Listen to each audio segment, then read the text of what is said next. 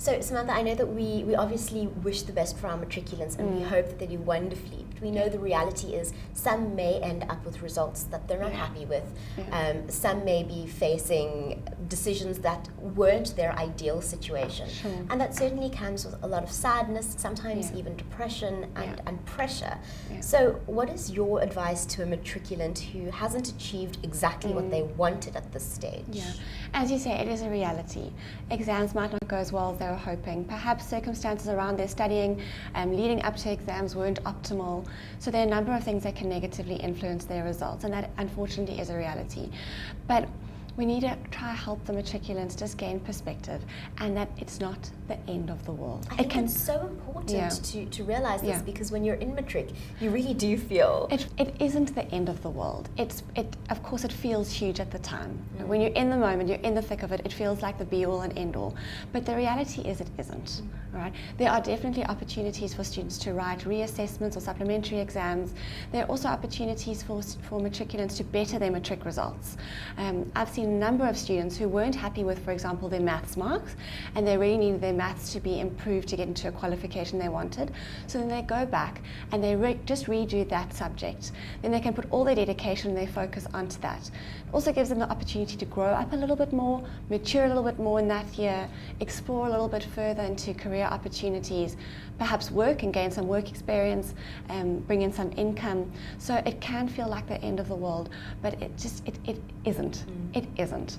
And to try to reiterate that from parents, from teachers, from peers, that yes, this is important, but it's not the be-all and end-all. There are other opportunities. Not everyone is going to get your straight A's. That's not a reality. It's not everyone's reality. And just because somebody isn't academically strong doesn't mean that they're not going to be successful. There's so many other opportunities with the more practical approaches to learning, the more creative spaces. You don't have to get the straight A's or even just high matric marks to be a success. There is a lot of pressure put on matrics, and I do think we need to temper that with the reality that not everyone is going to get those straight high-flying marks, and that isn't the end of the world. And not everyone needs to go straight into a tertiary institution either. There are also other options available to matriculants. What would you say to a matriculant who is in a high-pressured matric situation now, wants to perhaps go to university, but isn't quite sure it's the right time to go from high-pressured matric to high-pressured tertiary institution?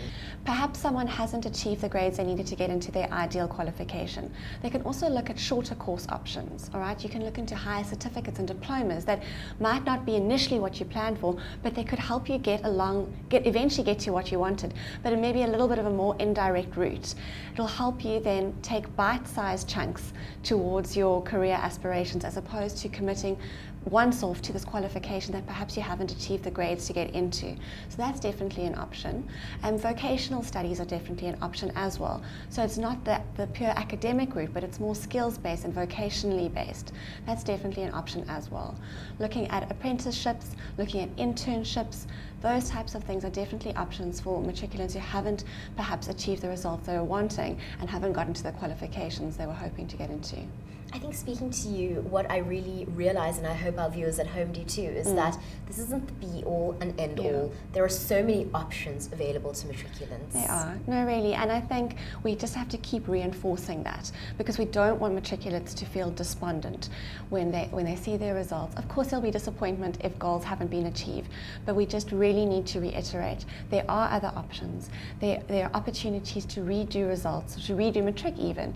Yes, that does come with disappointment, and perhaps timelines might need to be altered and adjusted. But we really need to be realistic. Take each person individually into account, their situation, their abilities, their resources, and not have blanket statements and blanket expectations for all matriculants across the country. Samantha, tell us a bit about your organisation. All right, so I'm one of the heads of programs at a college called SACAP, South African College of Applied Psychology. We have a campus on Cape Town and a campus in Johannesburg, as well as online studies for students or matriculants or mature students, it doesn't matter, who might be interested in counselling, communication and coaching qualifications. So there are a range of qualifications from 1-year qualifications, entry level. I spoke about certificates and diplomas. We offer certificates and diplomas in the vocational study space. We also offer a Bachelor of Social Sciences qualification. We also offer an honours qualification, coaching, as well as a professional qualification leading to registration with the Health Professions Council as a registered counsellor. So there are a number of qualifications. We offer part-time and full-time studies. We offer online and face-to-face. We also offer evening and day programs. So for people who are interested in social sciences, counselling, communication and coaching, those are the range of qualifications we offer. Where can we find you online? So if anyone's interested in more information, they can go onto our website, which is www.sacap.edu.za. They can also, there are phone numbers on there for our different campuses.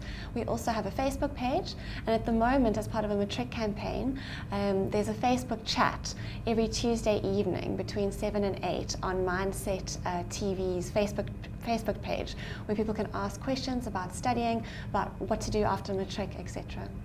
I hope that our viewers at home make use of that. I hope so too. And thank you so much for joining us today. Thank you so much for having me.